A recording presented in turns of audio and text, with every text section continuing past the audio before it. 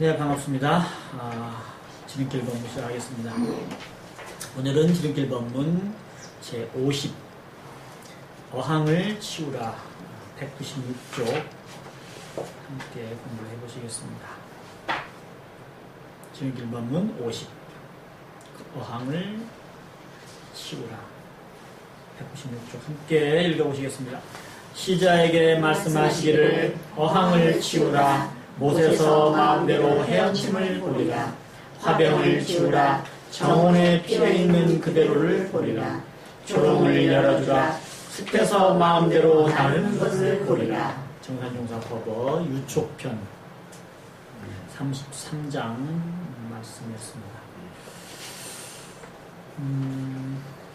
이 본문 어항을 치우라고 제가 제목을 잡았습니다만은 이 본문 하나에 모든 가르침이 부처님과 보살 모든 조사의 가르침이 다 들어있습니다. 일반적으로 법문이라고 하면 거기에 어떠한 진리의 세계가 담겨있고 경전에 있는 말씀을 또 거기에 인용하게 되고 그래서 참 높고 어떤 실답고 진실하고 그리고 아주 밝은 어떤 지혜의 세계 그것을 말씀하시는 게 법문이라고 우리가 생각할 수가 있는데 사실 이 정산종사 법어 유촉편 33장의 말씀은 이대로가 그냥 살아있는 그야말로 부처님의 완전 무결한 그런 법문이 되겠습니다. 아주 쉽게 되어 있는 말씀 그러면서도 우리 생활에서 생활과 직결되어 있는 누구나 공감할 수 있는 그런 말씀으로 된 정말 참다운 법문이 여기에 담겨져 있는 것이죠. 자, 정산종사께서 시자에게 말씀하시기를 어항을 치우라 못에서 마음대로 헤엄침을 보리라. 화병을 치우라 정원에 피어있는 그대로를 보리라. 조롱을 세 장이죠. 조롱을 열어주라. 숲에서 마음대로 나르는 것을 보리라.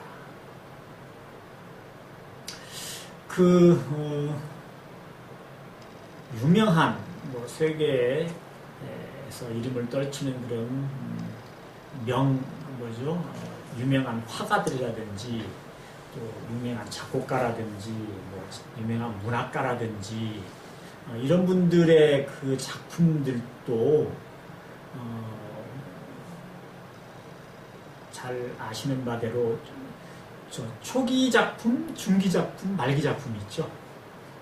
피카소 같은 거장의 작품도 그렇습니다. 청년기에 그렸던 또는 작곡했던 그런 작품이 있고 그 다음에 중년, 그다음에 노년기 이렇게 말년에 쓰신 작품들도 이렇게 있습니다. 대개 보면 우리가 금방 알 수 있듯이 초기 작품보다는 말기 작품이 더 값지죠. 그리고 그분의 모든 어떤 그분의 모든 어떤 세계를 다 담겨져서 볼 수 있는 게 이제 말기 작품이라고 볼 수 있는데 초기나 중기에는 이제 그런 어떤 과정이죠. 그 거장으로 명작이 탄생되는 그런 과정으로서 이제 된다고 보는데 사실 부처님과 조사의 법문도 초기에 깨달음을 얻고 하신 법문 그리고 그 깨달음을 얻으시고 그 후에 이른바 이제 보임이라고 수행을 이어가시면서 하시는 법문 그리고 수행이 사실상 다 거의 완성이 돼서 정말 다시 없는 그런 중생을 제도하시기 위한 그런 둘도 없이 귀한 그런 법문이 이렇게 있다면 마지막에 해탈의 경지에서 중생 제도의 그런 법문이 어떻게 보면은 최종 작품 명작 중에 명작이라고 볼 수가 있는데 그런 법문들은요 되게 마지막에 하시는 법문들은요 쉬워요. 단순해요. 그 초기나 중기에 하시는 법문들은 굉장히 그 중생들을 대중들에게 이렇게 깨침을 주기 위해서 이렇게 하는 법문들이 좀 뭐라 그럴까요? 좀 다양하고 굉장히 많은 그런 지혜가 들어가 있으면서도 좀 심오한 법문들이 많죠. 원래 이 진리의 세계를 말로 표현하거나 이렇게 설명하기 위해서는 여러 가지 그런 불교 용어도 들어가야 되고 논리적인 이론적인 어떤 그런 그 용어도 좀 있고 이래서 좀 심오하게 느낄 수가 있는데 실제로 진리의 세계는 우리 모든 중생이나 부처님이나 결국 우리가 가지고 있는 자성, 불성의 세계를 불성을 그대로 사용하고 그것을 유지하고 하는 것이기 때문에 그렇게 복잡할 것이 사실 없는 것이죠. 그래서 우리 성품을 쓰는 것, 우리가 진리의 세계에서 생활을 한다고 하는 것은 뭐 많이 배운다든지 무엇인가를 갖다 이렇게 골똘히 생각해가지고 무엇인가를 이렇게 얻어야 된다든지 이런 것이 아니고 본래 성품에서 나오는 지혜작용, 반야의 지혜, 공적 영지를 유지하고 쓰는 것이기 때문에 참 단순합니다. 그런데 이제 과거에 비해서 현대 시대는 학문이 발달하고 지식이 많이 이렇게 가진 현대인들이기 때문에 논리적으로 이론적으로 그리고 경전에 의거해서 이렇게 설명을 해주면 이해하기도 쉽고 그러는데 그렇지 않고 보편적인 쉬운 말로 하게 되면 또 그것을 진리답지 않고 뭔가가 좀 아쉬워하는 뭔가 빠진 것 같이 그렇게 느끼는 수가 많아요. 예를 들어서 이런 설명을 드리면 어떨까 모르겠습니다. 우리는 그 하늘 같은 마음, 천진무구한 그런 마음을 설명을 하려면 아마 그 대학 교수를 비롯해서 학자들이 아마 가지고 있는 모든 어떤 그 용어라든지 지식을 가지고 아마 설명을 해도 간단하게 설명을 못할 거예요. 무지무지하게 많은 그런 글자를 써가지고 이야기를 해야 될 겁니다. 천진무구하다는 걸 어떻게 쉽게 말할 수 있겠습니까? 그런데 간단하게 표현할 수 있는 마음이 있어요. 어린아이의 마음, 아직 티 없는 마음, 아상이 나라고 하는 그런 관념이 생기지 않은 어린아이의 마음이라고 하면 금방 이해가 돼요. 부처님의 마음, 주착 없는 마음, 그야말로 어떤 욕심에 찌들지 않는, 욕심으로 탐진치가 없는 그런 마음 그러면 참 어렵지만 순수한 어린아이의 마음, 그러면 그냥 다 이해를 해요. 그와 마찬가지로 법문이라고 하는 것도 현대인들을 위해서 지식을 갖춘 그런 많은 그 지식인들을 위해서 법문을 하려면 정말 여러 가지 그 용어를 갖다가 써야 되고 문자를 쓰고 경전을 들이대고 해야 되겠지만 그 본질을 불법의 본질을 우리 성품 그리고 본래 마음, 참 마음 뭐 이렇게 아무것도 이렇게 거기에 담기지 않은, 섞이지 않은 거울 같은 마음, 이런 마음을 간단하게 이렇게 법문으로 말씀해 주신다면 그렇게 어려운 세계가 아니라는 거죠. 이 지금 정산중 사님의 법보가 바로 그런 정말 귀한 법문이라고 보면 되겠습니다. 저는 교전에서 이 법문을 처음에 이렇게 제가 읽었을 때 그야말로 수많은 어떤 그 그러니까 수식하는, 형용하는 그런 그 어떤 말씀들이 없이도 정말 이렇게 단순하게 말씀을 하셨는데도 그야말로 참다운 부처님의 법문이다, 이렇게 저는 아주 크게 느꼈습니다. 자, 어항을 치우라 못에서 마음대로 헤엄치는 놀이라. 단순하죠. 어항이라고 하는 것은 우리가 금붕어, 보통 금붕어를 갖다 이렇게 놓고 기르는데 그것을 즐기기 위해서, 보고 즐기기 위해서 우리의 그야말로 눈을 우리가 즐기기 위해서 어항을 이렇게 거기에 금붕어를 기릅니다. 그런데요, 우리가 보고 있을 때는 참 한가롭고 뭐라 그럴까요, 좀 아름답고 이렇게 볼지는 모르지만 그 있잖아요. 둘아닌 마음으로 보면, 경계와 내가 둘아닌 마음으로 보면 그 금붕어는 지금 감옥 속에 사는 거예요. 우리가 아무리 먹이를 주고 물을 가르친다고 할지라도 그 좁은 감옥 속에서 일생을 마쳐야 되는 거예요.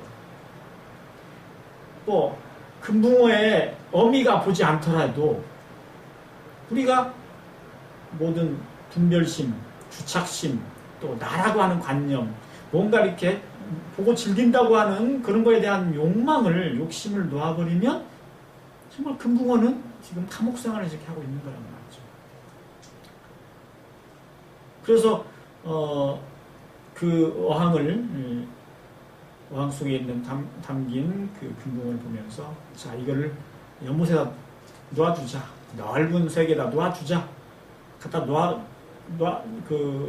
놓고 와라 하고 말씀을 하시는 그 말씀 속에는 정산종사님의 마음 속에는 이미 둘아닌 자리를 보여주시고 있는 거잖아요. 우리도 마찬가지로 둘아닌 자리가 있습니다. 스스로 우리가 쓰고 있는데 그것이 분별심, 주착심, 망념 하나로 인해 가지고 그 공적 영지가 가려져 버리는 거죠. 그래가지고 그것을 모르고 우리가 참 이쁘다, 아름답다, 참 집안에 이렇게 어항도 갖다 놓고 그것을 이렇게 판단하고 있는 것입니다. 우리가.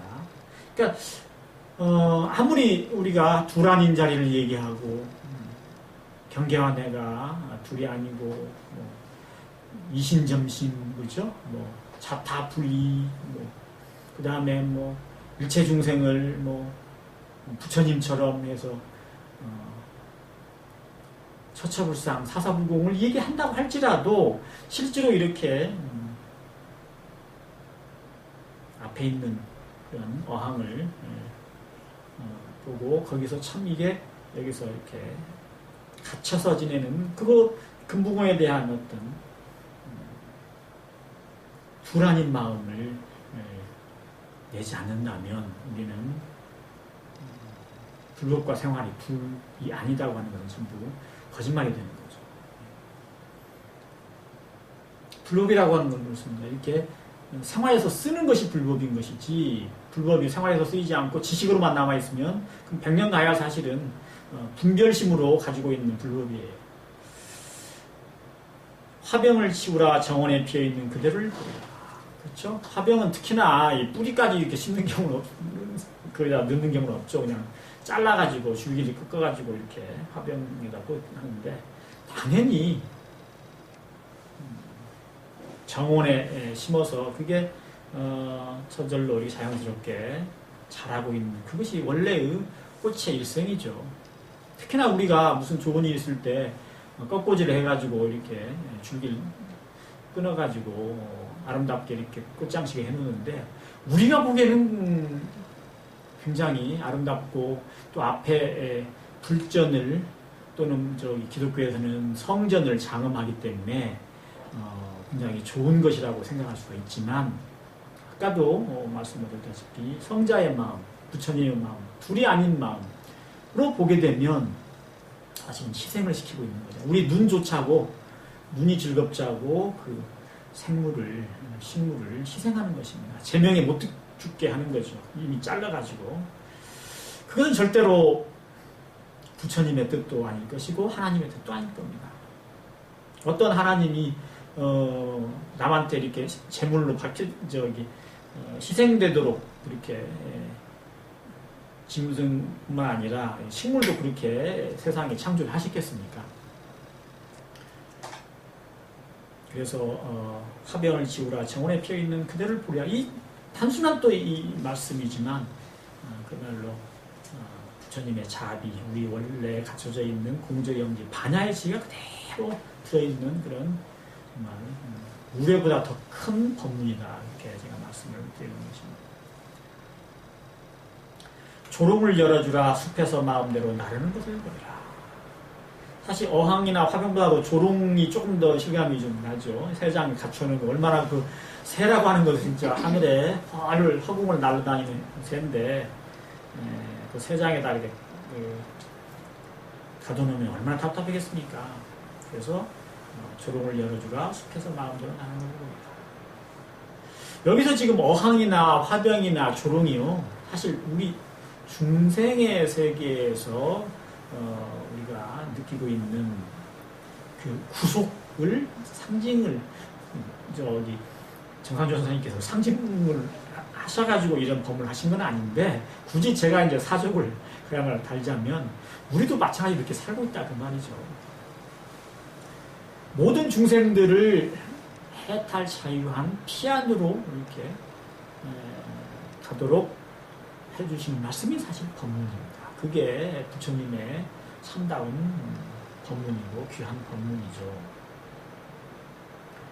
그런데 만약에 어떤 사람이 정말 잘 먹고 잘 입고 아주 좋은 집에서 산다고 하는데 그 사람이 거기에서 벗어나지 못하도록 만약에 주위에 병사들이 총칼로 지키고 있다면 그거 어떻게 되겠습니까? 먹을 거 잘 주고 좋은 거 정말 산의 진미를 갖다 주고 옷도 정말 좋은 세상에 최고 좋은 그런 의복을 갖다 주고 잠자리도 무지무지하게 하여튼 화려하고 푹신하고 좋은 잠자리를 주는데 그 집 외에는 바깥으로 못 나가게 해요. 그럼 상상이 됩니까? 그냥 해보자고 하는 그 설명을 그냥 드리는 건데 그런 삶과 똑같다는 거죠. 우리가 가지고 있는 탐진치 이걸로 인해 가지고 우리가 그 욕망에 의해 가지고 끌려가서 우리가 사는 삶이 그야말로 모든 그런 경계에 끌려서 속박을 당해서 자유를 얻지 못하고 이렇게 마치 감옥 속에 갇힌 그런 죄수처럼 우리가 살다 가는 것이 사실 저 어항이나 화병이나 새장에 갇힌 물고기나 꽃이나 새나 사실 별 차이가 없는 것입니다. 우리가 열심히 돈 벌어가지고 하는 일이 맛있는 거 먹고 남들 못 먹는 맛있는 거 먹고 더 좋은 옷 입고 더 좋은 집에서 살자고 하는 것이라면 그것은 좋은 어항 속에서 내가 먹고 편하게 살자는 것 같은 거예요. 그 넓은 강물이나 이런 연못이나 바다나 이걸 놓아두고 그냥 어항 속에서 그냥 먹이 먹고 거기서 보살핌을 받으면서 살겠다는 것 같은 것이죠. 새라면 더 말할 것도 없고요. 활활 대자유를 만끽하면서 훨훨 날아다녀야 될 새가 먹을 것 때 맞춰서 주고 그리고 또 때때로 뭐 새장을 이리저리 옮겨주고 어떻게 보면 또 새가 또 더러우면 또 뭐 꺼내가지고 뭐 잘 씻어주고 한다고 할지라도 그런 삶은 속박의 삶이기 때문에 어느 새도 아마 그것을 원치는 않을 겁니다. 근데 우리는 반대로 의식주에 끌려서 살면서도 욕망에 끌려서 의식주를 위해서 평생을 살면서도 그것이 스스로 불쌍하다는 생각을 못하죠. 오히려 당연한 걸로 알고 좀 남보다 좀 더 좋은 거, 좋은 음식, 더 좋은 데서 살면은 더 자기가 나아진 줄 알고 만족한 생활인 줄 알죠. 그렇게 살다가 결국은 죽습니다. 성인께서 보시기에는, 부부살께서 보시기에는 정말 어항에 갇힌 물고기나 새장 속에 갇힌 새와 같은데도 그 자유도 없는 속박의 삶을 즐기면서, 즐길 수도 없지만 그렇게 즐기는 것처럼 느끼면서 사는 우리 중생의 모습이 그렇다는 거죠. 그래서 이 정상종사께서 말씀하신 이 내용은 그야말로 정말 커다란 우리에게 가르침 주신 법문입니다. 이 법문을 우리가 받들면서 우리도 지금 그런 상황이 아닌가 하고 정말 우리가 깨닫지 못한다면 부처님과 조사의 그 위대한 법문을 듣고서도 우리는 거기에 전혀 가르침을 얻지 못하고 한없이 윤회하는 그런 중생으로만 지내게 될 것입니다. 끝으로 한 말씀을 더 드리자면, 우리 중생들은 태어나자마자 그 한정된 기간을, 삶의 기간을 이렇게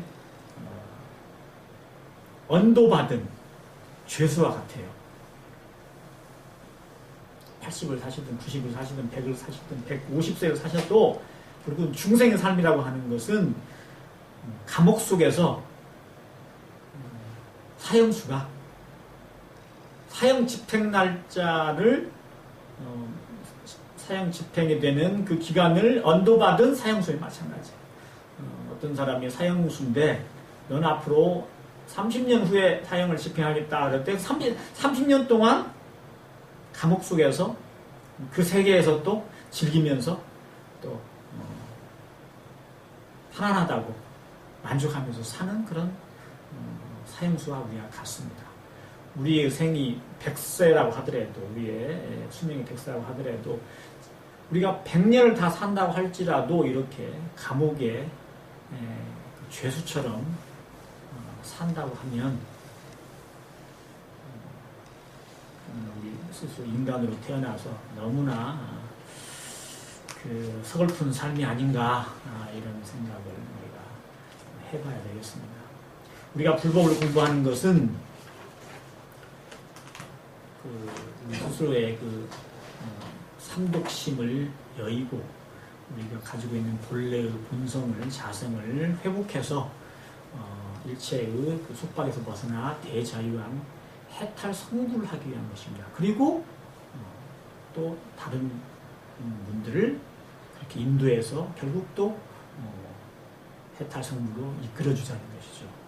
근데 우리 스스로가 이렇게 삶의 욕망과 어떤 탐진치, 분별유착의 세계에서 감옥인 줄도 모르고 우리가 살아간다면 그 어떤 조건에서 얼마나 오래 살다고 할지라도 정말 불쌍한 그런 중생의 삶을 벗어날 수가 없다. 부처님과 조사, 부처님과 보살께서 보시기에는 그야말로 참 안타까운 삶이다. 그래서 우리가 다시 되돌아보고 우리 자신의 불성, 성품을 깨닫고 그리고 그 성품을 그대로 유지하고 그리고 그 성품을 올바르게 씀으로써 공원정을 내 안에서 그대로 구현해서 삶을 살아가는 그런 길을, 수행의 길을 가야 되겠습니다. 여기까지 마치도록 하겠습니다.